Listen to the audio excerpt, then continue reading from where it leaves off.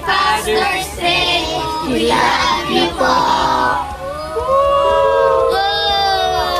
Hi, good morning. Wishing all the pastors sa JNCMC ko a happy Pastor's Day, kay Pastor Ronald, kay Pastor Dad, kay Pastor Romy, kay Pastor Julia, at kay Pastor Ronald. Truly, we can't thank you enough.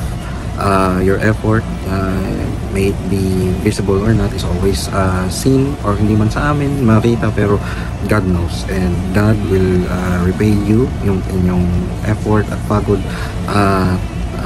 multiple times over. Thank you for being models kung paano maging isang servant of the Lord. Truly, thank you and God bless you. Sa aming minamahal na pastor at pastora, lubos po kami nagpapasalamat mula sa aming puso.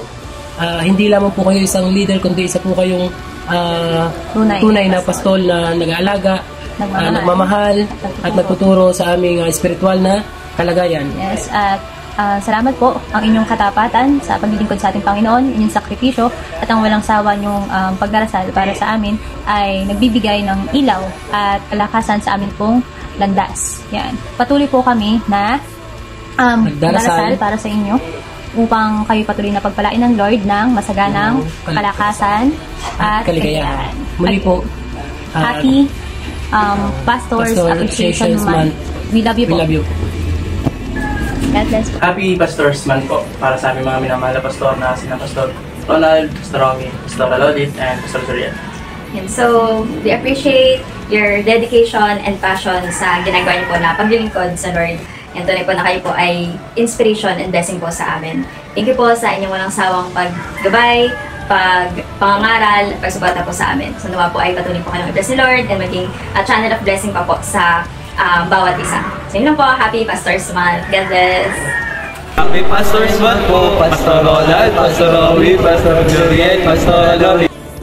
Hi po! Happy Pastors Month po, Pastors and Pastora. Thank you in everything you do po. We really appreciate you po. I hope and pray that God will continue to bless you and your family. Again, thank you and happy Pastors Month. Bye po. God bless! Ako po ay nagpapasalamat sa Panginoon sa buhay po ng ating mga kapastoran, sa buhay po ni Pastor Ronald, ni Pastor Romy, ni Pastora Lolit, maging po sa buhay ni Pastor Joriel. Naging gabay po sila sa akin, sa aking journey, ng pagsunod sa Panginoon, naging encouragement ng kanilang mga buhay, kung paano sila maglingkod, at yung po na nandoon yung aking desire na someday na ganoon din po na makapaglingkod ako sa Lord, na maging matatag, at kasama ko po ang aking buong sambahayan, aking asawa, na maglingkod din sa Panginoon doon yung pananampalataya na patuloy po na itinuturo sa handle sa pamagitan po ng ating mga kapastoran, ng kanilang patuloy sisikap na maturuan ang bawat isa sa atin. Kaya ako po ay nagpapasalamat sa Lord sa kanilang buhay. Nawa po ay patuloy ng Lord na pagpalain kung ano po yung prayers nila, kung ano man po yung mga desire pa ng kanilang puso, ay hindi na Panginoon patuloy na magpala sa kanila. Thank you po sa inyong mga prayers para sa amin. Thank you po sa inyong guidance. At nawa po ay bigyan pa kayo ng Lord ng lakasan sa bawat araw na paglilingkod, at kami po ay magiging katuwang ninyo para sa Panginoon. God bless po sa inyong patuloy na paggabay sa bawat isa sa amin. Happy Pastor's Day po, Pastor Ronald, Pastor Romeo, Pastor Lolit, and Pastor Juriel. May the Lord be magnified in all that you do and what you continue to do for His kingdom. God bless you po. Sa pastor po ng aming JNCM family, ay kami po ay nagpapasalamat sa inyong buhay sapagkat po din na kayong ginagamit ni Lord para kami ay pagpala, through your wisdom, Father, ay nandun po talagang word ni Lord na talagang hinabahagi niyo sa amin, nagpapalakas sa amin. Salamat po sa mga prayers po ninyo, mga kilala namin pastors. God bless po. Praise God.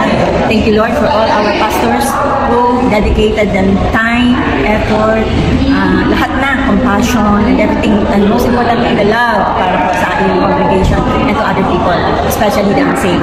Maraming salamat po sa buhay nyo dahil kayo you were the one chosen para po mag-shepherd sa amin.